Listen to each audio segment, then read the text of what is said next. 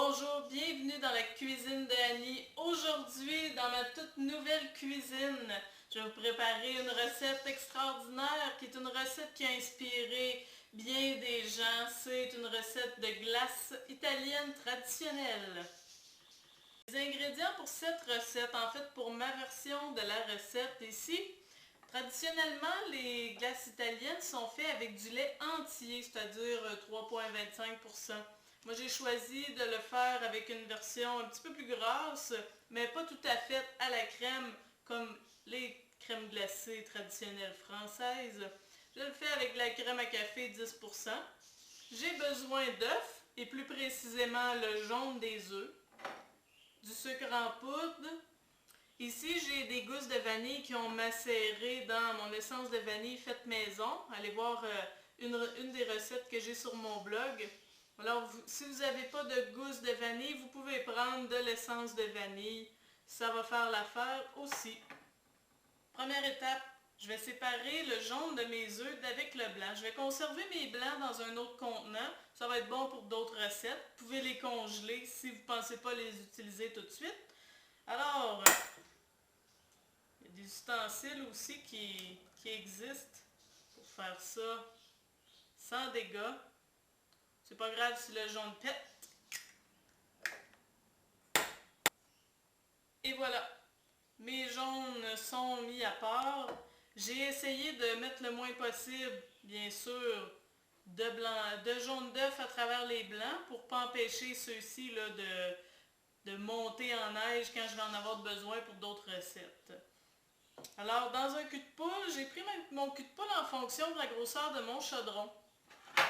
Ici, mon chaudron, pour faire un bain-marie tout à l'heure. Alors, choisissez tout de suite le bon format. Ma crème ici, je vais la mettre directement dans mon chaudron pour la faire réchauffer. Le but, c'est pas de l'amener à ébullition, c'est vraiment là de la faire chauffer presque au point d'ébullition. Qu'elle soit assez chaude pour, comme on pourrait dire, cuire mes œufs sans les faire figer. J'y ajoute mes gousses de vanille. Ici, là, étant donné qu'ils ont macéré longtemps dans vous voyez, dans l'essence de vanille, tous mes grains s'est transformé en une espèce de pâte qui va être tellement hallucinante, là. Je vais les faire, je les fais sortir ici de ma gousse, puis je vais la laisser à travers le lait pour qu'il y ait encore plus de goût de vanille. Alors je l'envoie sur le rond pour la faire chauffer. Pendant ce temps, je vais fouetter mes jaunes, je vais blanchir mes jaunes. Mes jaunes ont été blanchis un peu. Ma crème est chaude. Alors, je vais l'envoyer en filet pendant que je continue de fouetter mes jaunes. Faut pas l'envoyer toute d'une shot.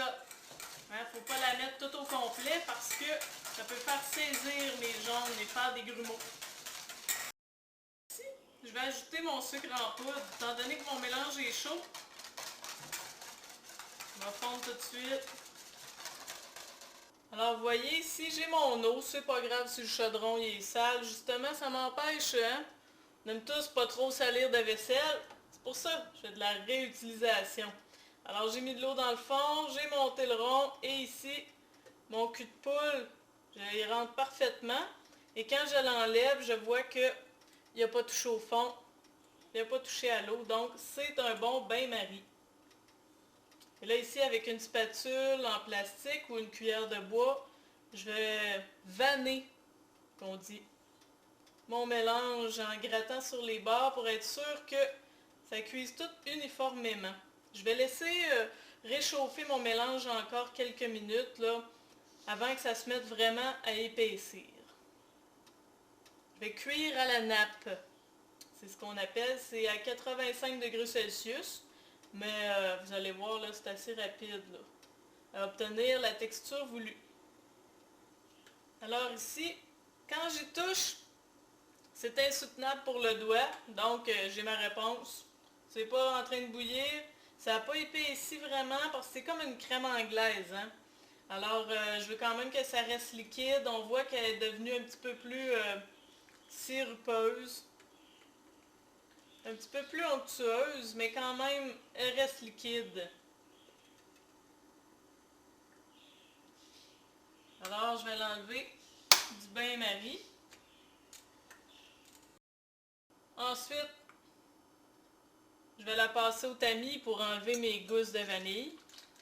Et aussi, si jamais il s'est formé des petits grumeaux,